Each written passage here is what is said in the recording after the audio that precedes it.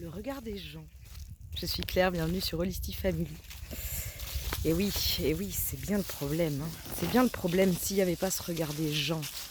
Pardon. C'est du chocolat. S'il n'y avait pas ce regard des gens, vous voyez? Ah, c'est marrant ça. S'il n'y avait pas ce regard des gens, eh bien, finalement tout serait quand même vachement plus simple. Hein. On pourrait faire ce qu'on veut, on pourrait penser ce qu'on veut, on pourrait dire ce qu'on veut, et puis voilà quoi. Et en fait, c'est bien ça qui nous est demandé quand on commence à reconstruire sa vie, c'est de se libérer du regard des gens. Et en se libérant du regard des gens, eh bien, ça fait un petit peu comme un effet domino où il y a tout qui vient s'enchaîner parce que finalement on se rend compte que c'est possible. Parce que finalement, qu'est-ce qu'on risque au pire? Au pire, on risque de se fâcher avec quelqu'un. Bon, ok. Ça pose quand même déjà problème pour commencer. Et puis, au pire, on peut se retrouver dans une situation problématique d'hébergement, pardon pour le soleil, d'hébergement, de travail, de couple, familial, enfin bon, voilà. On risque vraiment de se retrouver dans des situations où on coupe quelque chose. Bon. Et puis au pire du pire du pire du pire, en fait, ça appelle quoi cette peur du regard des gens? C'est cette peur d'être marginalisé, cette peur d'être laissé seul, d'être laissé pour compte. Et ça nous renvoie à des émotions très très très très fortes qu'on a déjà ressenties quand on était plus petit ou dans des mémoires intemporelles, j'ai envie de dire. Qui nous ont peut-être donné l'impression de mourir. Certaines fois dans notre vie, on a eu l'impression que notre cœur était tellement brisé qu'on n'allait pas pouvoir survivre.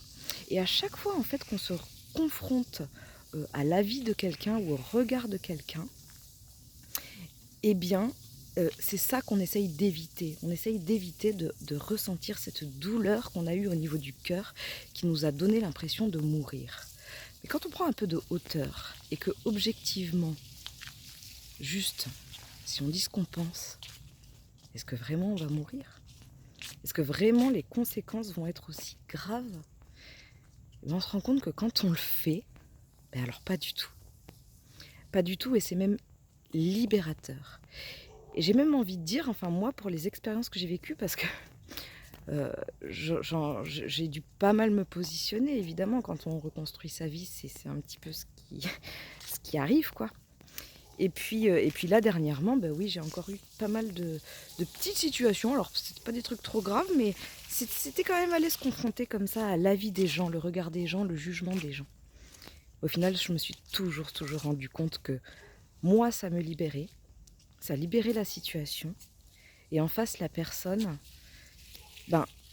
au final, ça lui a apporté quelque chose. Alors, soit elle me l'a dit, soit elle me l'a pas dit. Mais en tout cas, il n'y a pas eu de conséquences vraiment problématiques. En tout cas, pas celles que j'aurais pu m'imaginer dans les pires scénarios. Ce que j'aurais pu faire avant. Là, il y a vraiment des situations où ça m'aurait vraiment chamboulé pendant des nuits et des semaines. Juste de dire ce que je pense. Puis en fait, non, tout va bien. Donc voilà, à chaque fois qu'on ne dit pas ce qu'on pense, nous, on se fait des nœuds à la cervelle. Attention, je passe sur un endroit un peu dangereux. Des nœuds à la cervelle, des nœuds à l'estomac, etc. Mais en fait, c'est juste libérateur. Voilà. Donc, ce regard des gens, là, c'est vraiment quelque chose qui est très entravant. Très... comment je peux dire ça? On est prisonnier, quoi. C'est l'antinomie de la liberté, en fait. On est complètement prisonnier de ce que pensent les gens. Et on est prisonnier de ce que pensent les gens parce qu'on se l'approprie, on s'identifie complètement à leurs croyances. Et c'est ça qui crée le conditionnement. Voilà, je vous invite à faire un petit retour sur les situations où vous aimeriez dire ou faire ou même penser. C'est dur de penser, hein. Voilà, sans avoir peur du regard des gens. Je vous fais des gros bisous. Je vous dis à très bientôt. Passez une bonne fin de journée. Ciao.